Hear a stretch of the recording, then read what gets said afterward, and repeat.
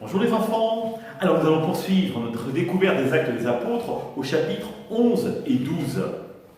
Donc vous savez, Pierre, après avoir baptisé les gens à Césarée, centurion Corneille et toute sa famille, revient à Jérusalem. Et évidemment, il n'est pas très fier, Pierre, parce qu'à Jérusalem, il se dit « Ouloulouloulou, comment je vais me faire accueillir par mes autres frères juifs qui se sont convertis au christianisme et qui, eux, sont d'origine juive ?» Et de fait, l'accueil est un peu vert. Et donc, Pierre se croit obligé d'expliquer tout ce qui lui est arrivé pour justifier pourquoi il a pu baptiser des païens et qu'ils sont devenus chrétiens. Il rappelle le songe qu'il a fait, il rappelle que Corneille lui-même avait reçu un messager de Dieu, il rappelle comment l'Esprit Saint est descendu sur eux et finalement qu'il n'a fait que conclure, il ne voulait absolument pas désobéir à Dieu. Et ses frères sont convaincus. Et ils rendent grâce à Dieu. Merveille, finalement, de voir l'Église s'ouvrir à tous. Mais le fait que l'Église s'ouvre à tous déplaît fortement. Et donc les chrétiens vont commencer à nouveau être persécutés. Notamment, et donc Pierre va se faire arrêter par le roi Agrippa, Hérode Agrippa. Et donc il est emmené dans une prison.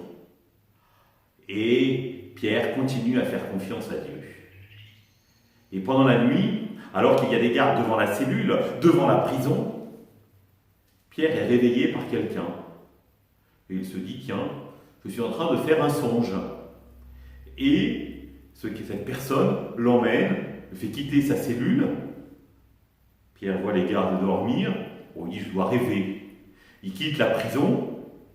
Il voit à nouveau les gardes dormir. Il se dit, je dois rêver à nouveau. Je dois continuer à rêver.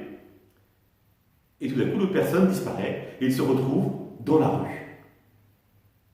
Alors il dit, mais non, je suis libre. Ce n'était pas un songe. Ce n'était pas un rêve. Et donc il se précipite dans une rue voisine où il y avait une maison de chrétiens, il frappe à la porte parce qu'il avait peur de se faire à nouveau arrêter. Et là, une servante entend sa voix, mais au lieu d'ouvrir la porte, va voir ses maîtres en disant « Il y a Pierre qui frappe à la porte !»